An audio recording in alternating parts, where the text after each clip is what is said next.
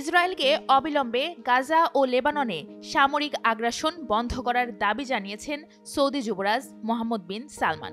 11 November সোমবার Saudi আরবের রিয়াদে আয়োজিত বিশেষ সম্মেলনের উদ্বোধনী অনুষ্ঠানে এই দাবি জানান তিনি। ফিলিস্তিন ও লেবাননের জনগণের বিরুদ্ধে সংগঠিত হত্যাযজ্ঞের নিন্দা করেন বিন সালমান। তিনি বলেন, ফিলিস্তিন ও লেবাননের সাধারণ মানুষের ওপর হত্যাযজ্ঞ চালানো হচ্ছে।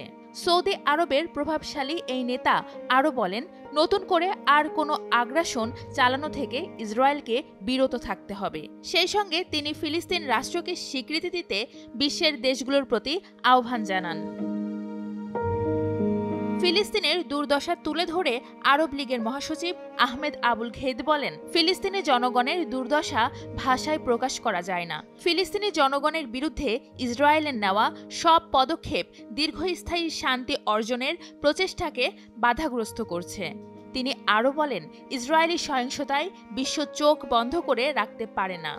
সম্মেলনে লেবাননের প্রধানমন্ত্রী নাজিব মিকাতি বলেন, হিজবুল্লাহর বিরুদ্ধে ইসরায়েলের যুদ্ধের কারণে যে ভোগান্তি হচ্ছে, এমন সংকট তার দেশের মানুষ অতীতে কখনো দেখেনি। লেবানন ঐতিহাসিক এবং অস্তিত্ব সংকটের ঝুঁকিতে পড়েছে বলেও জানান তিনি।